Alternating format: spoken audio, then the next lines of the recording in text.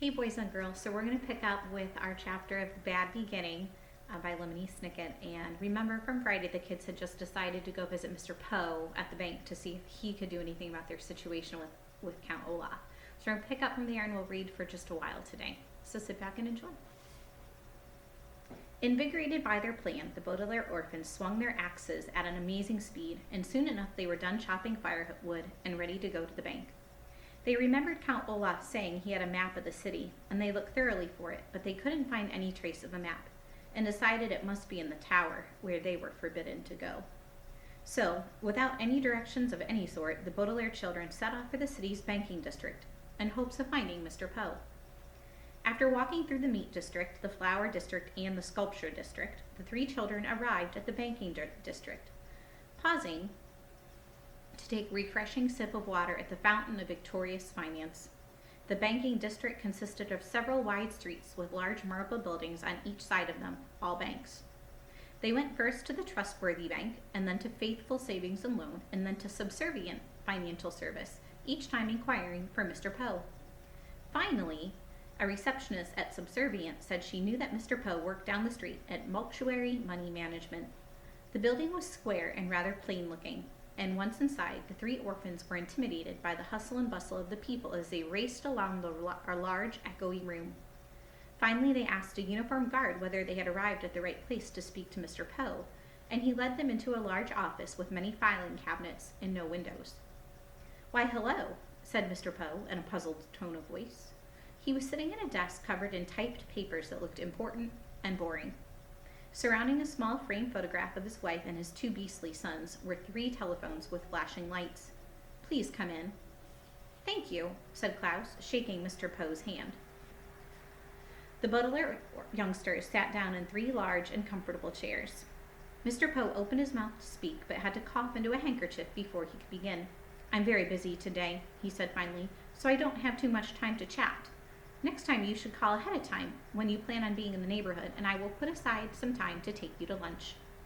"Well, that would be very pleasant," Violet said, "and we're sorry we didn't contact you before we stopped by, but we find ourselves in an urgent situation."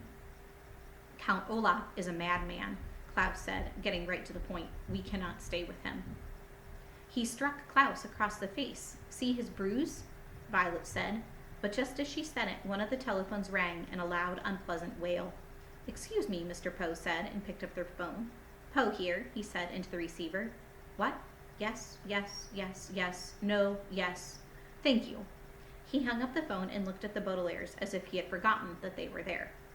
"I'm sorry," Mr. Poe said. "What were we talking about?" "Oh yes, Count Olaf. I'm sorry you don't have a good first impression of him."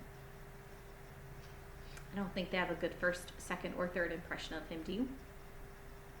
"He has only provided us with one bed," Klaus said. "He makes us do a great many difficult chores." "Excuse me," Mr. Poe said, as another telephone rang. "Poe here," he said. 77777 6.5 7. "You're welcome." He hung up and quickly wrote something down on one of his papers and then looked at the children. "I'm sorry," he said. "What were you saying about Count Olaf? Making you do chores doesn't sound too bad." "He calls us orphans. He has terrible friends. He's always asking about our money. Poco." This was from Sonny. Mr. Poe put his hands up to indicate he had heard enough. Children, children," he said, "you must give yourselves time to adjust to your new home. You've only been there a few days." "We've been there long enough to know Count Olaf is a bad man," Klaus said. Mr. Poe sighed and looked at each of the three children. His face was kind, but it didn't look like he really believed what the Baudelaire orphans were saying. "Are you familiar with the Latin term in loco parentis?" he asked.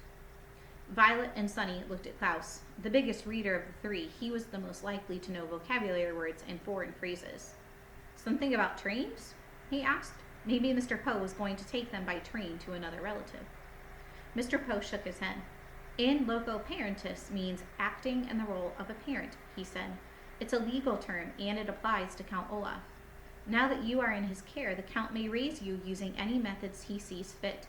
I'm sorry if your parents did not make you do any household chores, or if you like their friends better than Count Olaf's friends. But these things are things that you must just get used to, as Count Olaf is acting in loco parentis."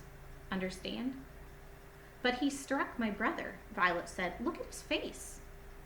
As Violet spoke, Mr. Poe reached into his pocket for his handkerchief and, covering his mouth, coughed many, many times into it. He coughed so loudly that Violet could not be certain he had heard her. Whatever Count Olaf has done, Mr. Poe said, glancing down at one of his papers and circling a number, he has acted in loco parentis, and there's nothing I can do about it.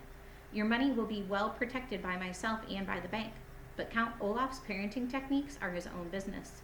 Now, I hate to usher you out, but I have very much work to do. The children just sat there, stunned. Mr. Poe looked up and cleared his throat.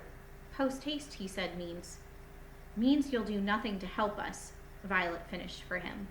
She was shaking with anger and frustration. As one of the phones began ringing, she stood up and walked out of the room, followed by Klaus, who was carrying Sonny.